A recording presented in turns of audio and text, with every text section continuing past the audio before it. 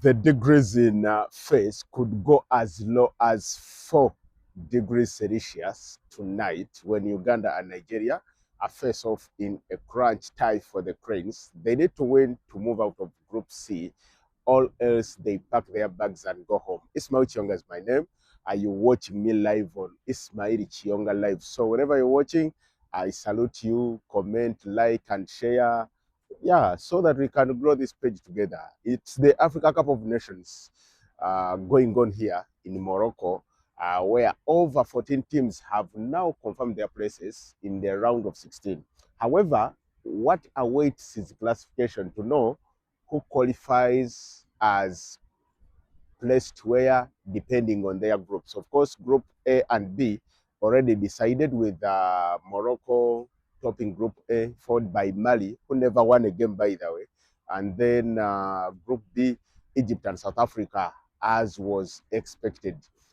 So the result between Morocco and Zambia gave Sudan an opportunity to qualify for the round of 16 with a game to spare against Burkina Faso. What they'll fight for in that game tomorrow is to see who qualified as the second best team in the group that is already topped by Algeria. So we're loving the conditions here. Of course, it's very cold. Like I said, it's going to be, according to my meteorologist, who is also the producer today, Don Fel Mugabe, the degrees are going to fall to 4.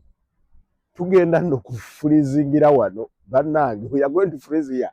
So Uganda Cranes just help us and win that game. Going to the game proper, it's a game that Uganda needs to win, and it would be befitting if Uganda beat Nigeria today. Why? Today, the nation lost one of the greatest players that the country has ever seen. That's Paul Ouma. Paul Ouma was part of the 1978 team that reached the final in Kumasi and losing 2-0 to Ghana. If I remember well, he was part of that semi-final game between Nigeria and Uganda that Uganda won 2-1. Goal scored by Abdul Nasuru and the late Philip Omondi. Of course, Martins Ayo scoring for Nigeria in there. This game comes at a time when Nigeria have already qualified as group toppers after beating Tunisia 3-2 and Tanzania 2-1 in their first games. What Eric Cherry's men will want into this game is to try out maybe there would be substitutes for the crucial tie in the round of 16.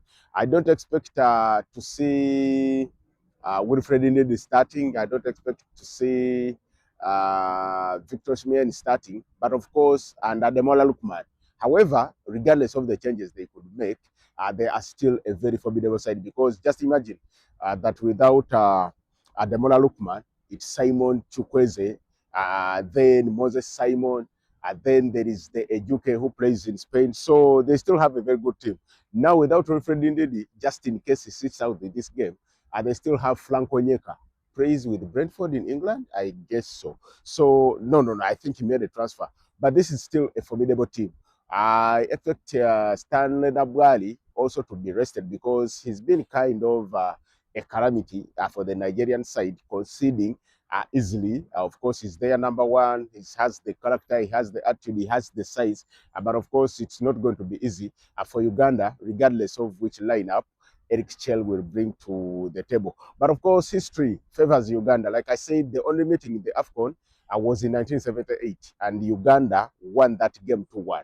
Uganda and Nigeria have faced 8 times. Uganda winning 4, there have been 2 draws and just 2 wins for Nigeria. Uganda's last defeat to Nigeria was in 2007 in Abeokuta, that infamous game where Badara Diata, the referee, cancelled a would-be legit goal from Geoffrey Serunkuma that would have cancelled out Nwanko Kanu's winner on the day. They've also met in AFCON qualifiers. That was in 1994, Nigeria beating Uganda in Nigeria. And then the game in Kampala that could have qualified Uganda to the 1994 Africa Cup of Nations. Uganda gets a penalty. Adam Semugabi steps up and he misses, just like Alan Okello did against Tanzania, and Uganda missed out on qualifying for that AFCON. And Nigeria goes on to win that AFCON in 1994. So who knows? Maybe if Uganda Cranes had qualified at the expense of the Super Eagles, they would have won. Then there was another meeting in 2007. That was qualifiers for the 2008 Africa Cup of Nations. Uganda beaten 1-0 in Abeokuta, controversially, after Badara Diata canceled that Geoffrey Serunkuma goal. And then in the return leg at Nambole, I was part of the crowd that watched that game, and Uganda won that game 2-0. I remember penalties from Ibrahim Sekaja and David Obua cancelling out was it Yakubu Aigbeni's goal? Was it I've forgotten who scored, but it was a very good game at Nambole. I remember the battles between Nwanko Kanu, now a veteran, with No Kasule Babadi, one of the coaches at Bull. That's if he stayed by there, because I remember Bull made a decision to sack all their coaches, and they've named Alexis Xavier as the coach right now, and he will pick his backroom staff.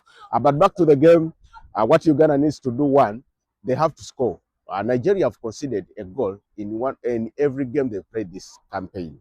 So that gives Uganda a belief that they can also go and get that goal against Nigeria. However, Uganda has also conceded in every game. They conceded against Tunisia, they've conceded against Tanzania, so they need that clean sheet. Uganda is not going to have Elio Caprados, according to the training session that I saw yesterday, and of course the fact that he's not played any game in this tournament because of a reported back problem, so he's not going to be available. So I expect Paul Put to maintain that backline that started against Tanzania with Kenneth Semakula going to the right, of course Aziz Kayondo on the left. If Aziz Kayondo gets booked today, he will miss the crucial round of 16 game, but of course that doesn't matter for now. Let him get booked as long as Uganda beat Nigeria.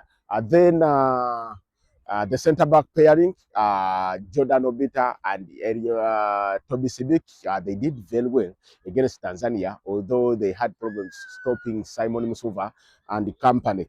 Then in goal, of course, after ending his retirement, we thought he's just going to come and be part of the team as a coach player, as a captain off the field. But then Dennis Onyango showed the composure when he made that debut in this competition at 2025, because remember, he was the goalkeeper in 2017 when we played in Gabon. He was the goalkeeper in 2019 in Egypt. So this tournament was not supposed to be his, but of course his return shows the gap that we have in the goalkeeping department back home. So I expect him to be in goal.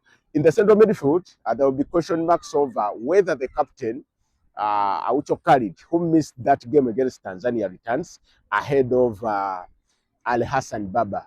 There was also change towards the end of that game where the coach introduced Ronald Sechiganda. Is this a message that today, if there are to be reshuffles, it's just Sechiganda ahead of Aucho?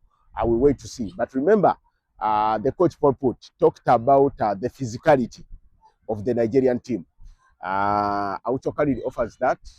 Of course, Ronald Sechiganda is also some big guy, tall, and he can do those battles, but still, when it comes to physicality, I think Aucho Khalid beats him in that. We wait to see whether Bobos will start his second game.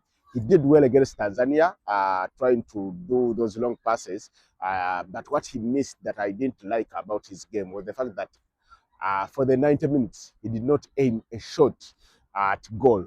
This is his trademark, so I thought he could be getting those chances near the box to try and shoot. And remember, that was against Tanzania. We are now facing Nigeria. Finalists in 2023, three-time winners, 94, 2013, and I think was it 84. So these are big boys that he's going to be facing. Alan Okello stays in the team. Travis Mushaba stays in the same team. because remember, we want to defend, but also want to attack. But of course, the most important thing today is going to win that game. So, in my opinion, I would maintain the two. But of course, we wait to see what Coach Paul will put out there. Bogere James has done well every time he's come on.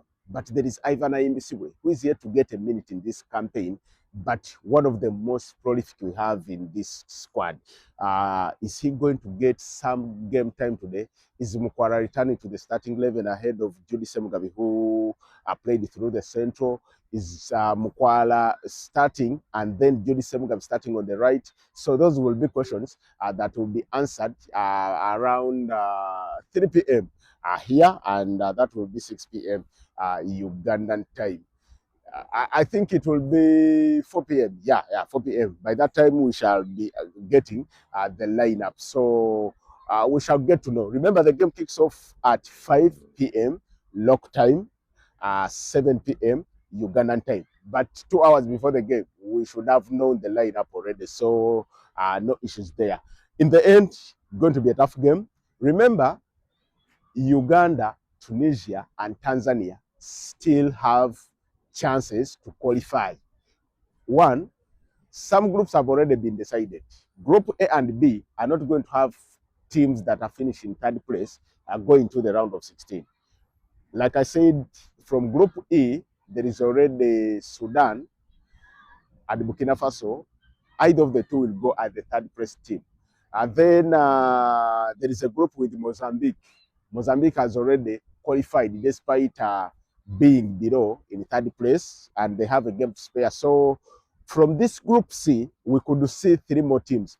And if those teams come through this group, it means the 14 is done, because already we have Morocco, Egypt, Cameroon, Ivory Coast, Algeria, Nigeria, Mozambique, Sudan, Burkina Faso, 14 teams. What we await Senegal, what we await is classification. And after that, we shall see where we fall. But I believe in the Uganda Cranes.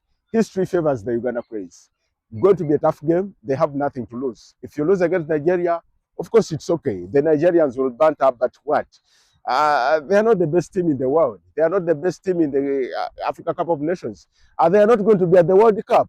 Yes, Nigerians are not going to be at the World Cup. So that means, so you Nigerians fans out there, today you're going to understand why President Yoweri Museveni has spent 40 years ruling Africa. So good luck to the Cranes. Hopefully we win this game. And when we do, there is a possibility of getting the fixture that I want to watch at this Africa Cup of Nations.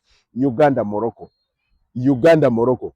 These Moroccans beat us 4-0 in a friendly before this tournament. Now, I just wish and I just pray. Ene ompira temulimu Katonda kuba singa Israel ne Saudi Arabia zezina World Cup. Naye, thanks for watching. Thanks for subscribing. To my Nigerians guys out there, big up.